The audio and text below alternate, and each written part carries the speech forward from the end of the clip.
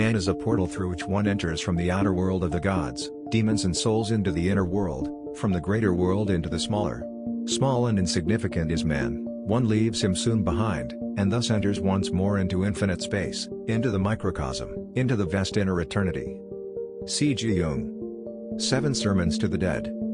This is my first experiment with 5-MeO DMT, and I'm both excited and nervous.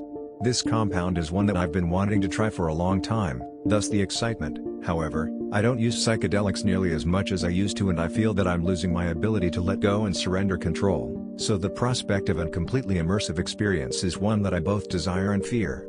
I go into the experience with the hope that said ability will be rejuvenated and refreshed. I load the small pile of white powder onto a piece of aluminum foil, which I have creased down the middle to hold the dose. I grip the hollowed cylinder of a pen between my teeth and apply flame from underneath, allowing the chemical to slide down the crease and tracking it with both lighter and pen. I'm surprised at how quickly it becomes smoke, it's almost instant. I manage to get most of the smoke into my lungs.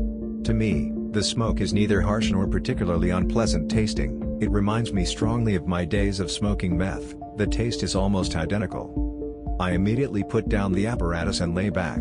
I hold the smoke for a while, but I let it out far before I actually need to because I'm already feeling it. The first sensation that I notice is a growing heat in my ears, which becomes almost painfully intense before my attention is distracted by the next sensation. My whole body, but particularly my face, feel like pins and needles, like a limb that's fallen asleep and is waking up. Then my mind is reeling, and I feel a strong sense of motion, but in no particular direction. Visually there is something happening, but it's difficult to define just what. It's like my sense of proportion and my depth perception have become totally skewed, so that the ceiling looks miles away whereas the wall to my left, which is in reality a few feet from me, looks like it's a fraction of an inch from my face. Something urges me to roll on my side, and I comply, instinctively adopting the fetal position. At this point, only a few seconds have passed, perhaps 15 at the most, and I am having a very intense experience. I have a CD playing quietly, Dead Can Dance, the Spirit Chaser CD, and I become intently focused on the Middle Eastern rhythms of the song Indus.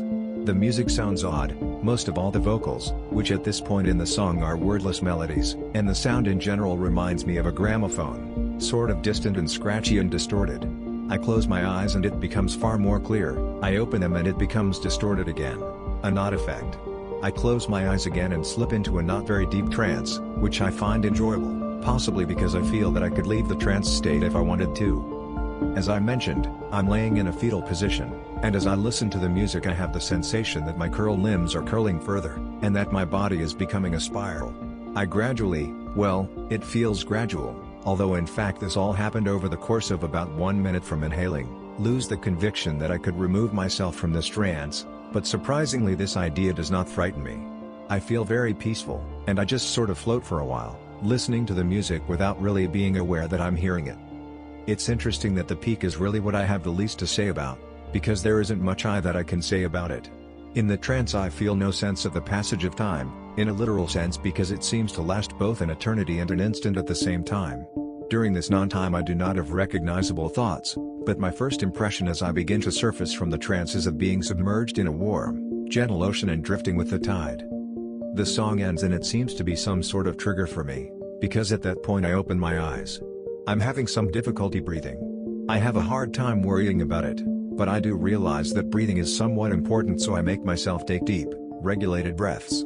I suspect that part of the perceived problem is that time is incredibly distorted. I watch the light on my CD player flash, which it does about once every 2 seconds, and it seems like literally 10 to 20 seconds between flashes.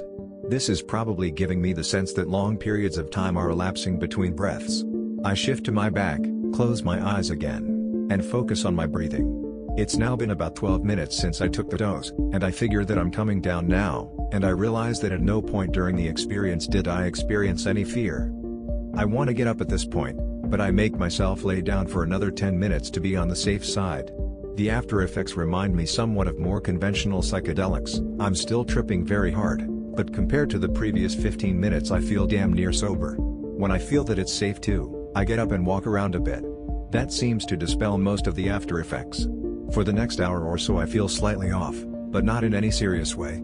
At about the 2-hour mark from the time I took the dose, I lie down and sleep for 3 hours. When I wake up I feel entirely returned to baseline.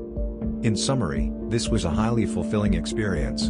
From all that I have heard about 5-MeO DMT, I was expecting it to be violent and possibly unpleasant, and it was neither for me. I can see, however, that if I had not enjoyed the effects of the compound, the intensity and rapid onset could have made it a terrifying experience. I'm glad that I started with a moderate dose, and I plan on giving myself plenty of time to become familiar with the experience before I move on to higher doses. One thing that I certainly took away from the experience is a sense of how truly intense a high-dose experience could be. I'm looking forward to exploring this compound further.